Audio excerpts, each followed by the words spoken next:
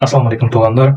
Бул видеодо Кыргызстандын өзгөчө түштүк аймагында легендарлуу болуп калган уна десем жарашат. Бул Daewoo Matiz. Ошол жөнүндө сөз кылмакчыбыз. Анын минустарын жана плюстарын кошо айтып бермекчимин. Туугандар, каналга подписаться эткенди жана видеого лайк басканды унутпайбыз. Ошондой эле видеону бөлүшүп коюңуздар дагы абдан суранабыз. Башынан бир аз тарыхтан баштасак. Бул дизайн италиялык Fiat автоунаа компаниясына 1993-жылы Ital Design компания тарабынан иштелип чыгып көрсөтүлгөн. Бирок Fiat жыйынтыгында бул дизайндан баш тартып, өз күчү менен башка дизайн иштеп чыгууга өткөнү белгилүү. Андан бир аз убакыт өткөндөн соң бул прототип текке кетпей кореялык Daewoo Motors компаниясы сатып алат. Daewoo алгандан соң баштапкы дизайнга бир аз өзгөртүү киргизет. Өзгөртүү 3 эшиктүүнүн ордуна 5 эшиктүү болуп, ошондой эле үстүңкү бөлүгү ачык эмес, жабык болуп өзгөргөн. Ал эми мотор жагында карбюратор болсо инжекторге алмашкан. Ошентип 1998-жылы M100 индекси менен Кореяда биринчи Daewoo Matiz дүйнөгө жарык көргөн. M100 биздин тилде Matiz 1. Бул модель өзүнүн заманбап көрүнүшү менен жана шаарга ыңгайлуу болгондуктан аябай популярдуу болуп, Европа өлкөлөрүндө да чыгып баштаган. Жана баарыбызга белгилүү, 2001-жылы Өзбекстан мамлекети да чыгарып баштайт. 2022-жылы болсо бул модель рестайлинг болуп, алдыңкы бөлүгү капот, бампер, оптика бир аз тоолук формага жаңыланып, жана башка кошумча өзгөрүү менен жарык көрөт. M150 индекси менен биздин тилге бул Matiz 2. Matiz 2 комплектацияга бай эмес. Простой, MX, Best жана Diamond. Акыркы бир гана Кореяга чыккан.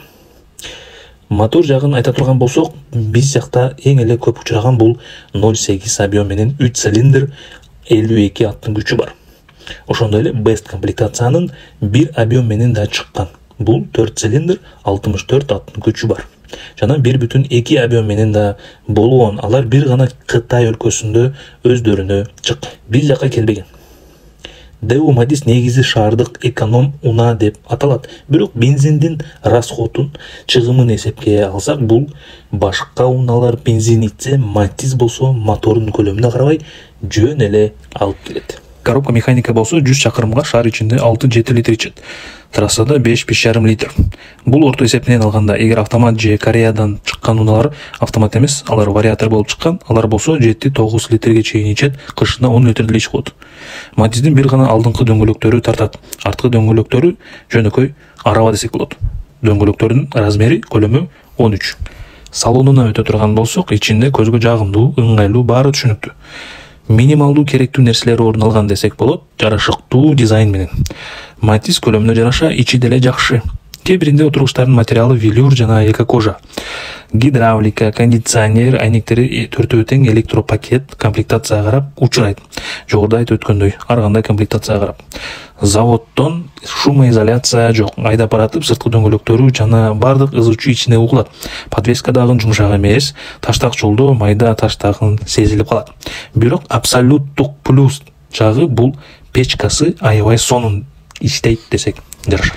Эконом деп оңдоо иштерин жана ыңгайлуу деп да айтсак жарашат.